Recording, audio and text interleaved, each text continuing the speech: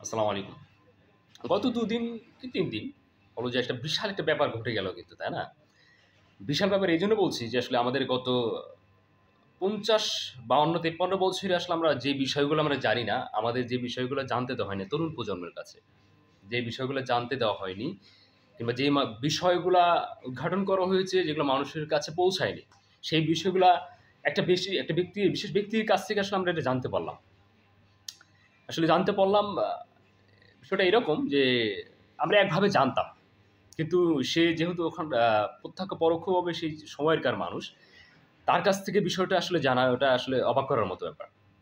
আমরা একভাবে একটা বিষয় জেনে আসছি এই ৫২-৫৩ বছর। কিন্তু এখন ৫২-৫৩ এসে সে প্রত্যক্ষ পরোক্ষভাবে যা দেখেছে সেই জিনিসটা এক্সপ্লেইন করল। আসলে বিষয়টা কিন্তু একটা আ ভাবার বিষয়।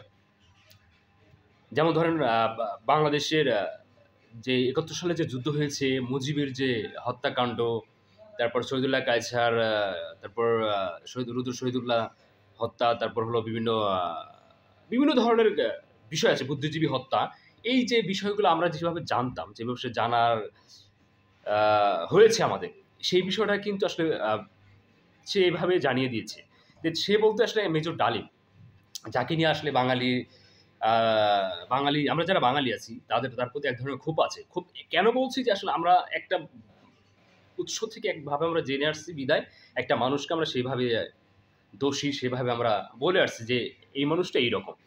কিন্তু যখন ৫২-৫৩ বছর পরে যুদ্ধের স্বাধীনতার ৫২-৫৩ বছর পরে আমরা এই বিষয়টা এত গভীর, এত সূক্ষ্ম, সুচক্ষ, বিচক্ষণভাবে আমরা জানতে পারলাম, তখন আমাদের চিন্তাটা কি দাঁড়ায়? আমরা কিভাবে এই জিনিসটা বলতে পারি? কিভাবে আমরা ধরতে পারি যে আসলে আমাদেরকে ইতিহাসটা এত বিকৃতভাবে তুলে ধরা হয়েছে কেন? যখন ৭১ সালে মানুষ মারা গেছে ৩,০০,০০০ কিংবা ৪,০০,০০০ যাই হোক না কেন, সেখানে ৩০,০০,০০০ প্রকাশ করা হয়েছে। যখন বুদ্ধিজীবী হত্যায় ভারতের কিছু মানুষ সেখানে জড়িত ছিল বুদ্ধিজীবী হত্যার কিন্তু ১৪ই ডিসেম্বর। সে জায়গায় কেন আ আরেকটা দেশের সংকুচিত হয়ে অভিযুক্ত করে তাকে সেই ঘোষণা করা হয়েছে। ১৯৭৫ সালে শেখ মুজিবুর সপরিবারে যাদেরকে একভাবে মারা হয়েছিল, এখন সেভাবে কেন ঘটনা এভাবেও বলা হচ্ছে। মেজর ডালিম আসলে আমরা একটা দ্বিধান্বতার মধ্যে পড়ে গেছি যে আসলে তার কথাই ঠিক নাকি আমরা যেভাবে ইতিহাসটা জেনেছি সেইটা ঠিক। আমরা কিন্তু যারা বাঙালি, আমরা যারা তরুণ প্রজন্ম তারা কিন্তু বড় একটা দ্বিধার মধ্যে পড়ে গেছি। আসলে হবে কোনটা? এইটা না ওইটা? কোনটা হবে? একটা ভাবার বিষয় কিন্তু। যখন আমরা কিন্তু ১৯৭১ এর পর থেকে ১৯৭৫, ৭২ এর পর থেকে ৭৫ পর্যন্ত দেশে কি ঘটেছে, কি শাসন চলেছে, কি নজির ছিল সেই সময়টা? শেখ মুজিবুর রহমান আসলে সে কি একটা উম দেশের ভেতরে কি একটা পরিবেশ দাঁড় করিয়েছিল? সেই বিষয়ে কিন্তু আসলে আমরা জানি না। আমরা তরুণ প্রজন্ম জানি না। আমাদের জানতে ইচ্ছে হয় কিন্তু। শেখ মুজিবুরকে কেন সপরিবারে হত্যা করা হলো? এভাবে একটা দেশের প্রধান প্রধান যে অবকাঠামো বলা হয় যে একটা শেখ মুজিবুর দেশ পরিচালনার সময় তাকে সপরিবারে কেন হত্যা করা হয়েছিল? বড় কিছু ইস্যু যদি না থাকে, আসলে এরকম হওয়ার কথা না। আমাকে আপনাকে কিংবা অন্য মানুষকে আসলে এরকম করার কথা না। ঠিক কি না? যখন মেজর ডালিম পুঙ্খানুপুঙ্খানুভাবে স্টেপ বাই স্টেপ পাক হানাদার বাহিনীর যে বিষয়গুলার কথা বলছে যে, আ আমাদের ভারত প্রতিবেশী বন্ধু দেশ আমরা যাকে বলি, তারা আমাদেরকে যে সহযোগিতা করেছে নির্দ্বিধায় স্বার্থহীনভাবে। আসলে এই যে কথাগুলো স্বার্থহীনভাবে মেজর ডালিম বলেছে, "না, স্বার্থহীনভাবে তারা আমাদের সহযোগিতা করেনি। তারা আমাদের যেটা দিয়েছে তার চাইতে বেশি নিয়েছে।" আমাদের যে বুদ্ধিজীবী বিশেষ ব্যক্তিবর্গ ছিল বাংলাদেশের কৃতী সন্তানরা, যাদেরকে হত্যা করা হয়েছে, তাদের হত্যার পেছনে আমাদের প্রতিবেশী দেশ দায়ী ছিল। প্রতিবেশী দেশের কিছু চক্র ছিল। আমাদের এই ১৯৭১ সালের যখন শেখ মুজিবুর ঘোষণার কথা বলা হয়েছে, এই যে ঘোষণা যে তার ৭ই মার্চের ভাষণে আ ফলেই বাঙালি উজ্জীবিত হয়েছে ঠিক আছে। কিন্তু তারপরেও যে যুদ্ধ শুরুর যে ২৫শে মার্চে থেকে যখন যুদ্ধ শুরু তাদের আহ্বানটা করেছিল কে? শেখ মুজিবুর নাকি জিয়াউর রহমান? এই যে বাকবিতণ্ডার মধ্যে একটা বিশাল একটা দ্বিধা তৈরি হয়েছে। আসলে এটা আমরা কি বলব? কি বলা যায় এখানে?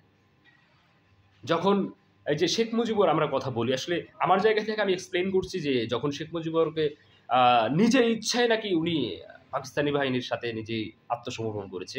যুদ্ধ শেষে আবার সে প্রত্যাবর্তন করেছে। এই বিষয়টা আসলে দ্বিধার একটা ব্যাপার। একটা মানুষ যখন যুদ্ধ শুরু হয়েছে দেশে দরকার ছিল দেশে থেকেই নিজেকে পরিচালনা করা, দেশকে পরিচালনা করা, দেশের মানুষ কোন অবস্থাকে জানার। কিন্তু যখন একটা ব্যক্তি নির্দ্বিধায় আত্মসমর্পণ করে পাকিস্তানে চলে যায়, যুদ্ধ শেষে আবার দেশে ফিরে আসে। এটা বিষয় কিন্তু। যখন পাকিস্তানি হানাদার বাহিনীর প্রতিপক্ষে বাঙালিরা যখন যুদ্ধ করে, যখন ইন্ডিয়া আমাদের সহযোগিতা করে, যখন সেখান থেকে বিভিন্ন ধরনের সহযোগিতা আসে, চাওয়ার চাইতে বেশি যেকোনো জিনিস চাওয়ার চাইতে যখন বেশি কিছু আমরা পাবো, বেশি কিছু আমরা পেয়ে থাকি, সেটা একটা সন্দেহের একটা চিন্তার একটা ব্যাপার থাকে। যেটা আমরা স্বাধীনতা পরবর্তী সময়ে আমরা সেটা বুঝেছি, দেখেছি যে আসলে এই দেওয়ার, এই প্রতিদানের বিষয়টা কি? তা আমাদের এত দিচ্ছে কেন? একটা বিষয় কিন্তু আছে। আমরা এই ২০২৫ সালে এসে স্বাধীনতা ৫২-৫৩ বছর পরে এসে আমরা যেটা বুঝতে পারলাম যে আসলে আমাদের যেভাবে ইতিহাসকে আমাদের সামনে যেভাবে তুলে ধরা হয়েছে, অর্ধেক কিংবা তার 80% ইতিহাসটা আসলে আমাদের কাছে মিথ্যাভাবে, মিথ্যার মতো করে তুলে দেওয়া হয়েছে, মিথ্যা তুলে দেওয়া হয়েছে। আমরা যদি বলি, আমরা চেয়েছি আমার দেশটাকে, আমার দেশের ইতিহাসটাকে সঠিকভাবে জেনে আমরা সামনের দিকে এগোবো। যখন একটা দেশের ইতিহাস, যখন একটা দেশের নথিপথি, রাষ্ট্র পরিচালনার ভেতরে যখন ভেজাল থেকে যায়, তখন তরুণ প্রজন্ম বেশ দ্বিধার মধ্যে পড়ে যায়। এইটা কেন? মেজর জলিল নয়, মেজর ডালিমকে এক প্রকার আমরা আসলে তাকে আমরা একেক দল, একেক মানুষ একেকভাবে জানি। কিন্তু তার যে সহজ স্বীকারোক্তি, তার যে সহজ চিন্তা ভাবনার যে জায়গা থেকে সে বিষয়ে কথাগুলো বলেছে, সে জায়গা থেকে যদি আমরা চিন্তা করি, মনে হবে যে না আসলে তার জায়গা থেকে যে কথাগুলো আছে কিছু অবশ্যই কিছুটা সত্য, কিছুটা পর্যালোচনা করা যেতেই পারে। কেন এটা বলছি? কারণ ১৯৭২ থেকে ১৯৭৫ পর্যন্ত দেশের ভেতরে কি ঘটেছে আমরা জানি না। জানার সুযোগ হয়নি, জানতে দেওয়া হয়নি। কিন্তু এখন সেই বিষয়টা একটা বিশেষ বড় একটা ব্যাপার আমরা আমাদের ভেতরে দেখতে পাচ্ছি। সেই ইতিহাসের ভিতরে ওই সময় কি ঘটেছে আমরা সেটা জানতে পারছি। সেই জানার ভেতর থেকে আমরা কি একটা আস্থা তৈরি হচ্ছে যে আসলে আমাদের তরুণ প্রজন্ম ভুল ব্যাখ্যা দেওয়া হয়েছে। আমরা বাংলাদেশের ইতিহাসকে ভুলভাবে জানি। আমার দেশের ইতিহাসকে যদি আমরা ভুলভাবে জানি, আমার দেশটাকে নিয়ে আমাদের কি চিন্তা হবে? চিন্তার ব্যাপার থাকেই তরুণ প্রজন্মের কাছে। সো এইটাই আসলে। যাক, মেজর ডালিম যেটা আমাদের জানিয়েছে তাকে এক ধরনের ধন্যবাদ আমরা দেবই। তার কাছে এক ধরনের কৃতজ্ঞতা থাকবেই। কিন্তু তারপরেও কিছু ভালো-মন্দ মিলেই মানুষের ভেতরে থাকে। মানুষ ভালো-মন্দ মিলেই মানুষ। আমরা যারা এই সময়ের মানুষ ভালো-মন্দ মিলেই। সে জায়গা থেকে যদি বলি, যখন একটা মানুষ এত বছর পরও এসে নিজেকে সেই জায়গায় প্রত্যক্ষপরোক্ষ থাকা অবস্থায় নিজেকে এখনো ২০২৫ সালে এসে তুলে ধরেছে, সেটা একটা বিশাল একটা ব্যাপার। তো আমরা সেই ভুল ইতিহাসটাকে পরিমার্জন করে আমাদের দেশের সঠিক ইতিহাস জেনে আমরা সেটা সামনের দিকে এগোবো। এটাই আমাদের চিন্তা থাকবে। তো আসলে তার কথা সেই সময় আর এখনকার তার কথার বিষয়ে আমরা ব্যাখ্যা খুঁজে নেব, এখনো খুঁজছি, বেশ দ্বিধার মধ্যে আছি আমরা। দেখা যাক আসলে শেষ ফলাফলটা আসলে কোথায় হয়, কোথায় গিয়ে দাঁড়ায়। চলো ভালো থাকো।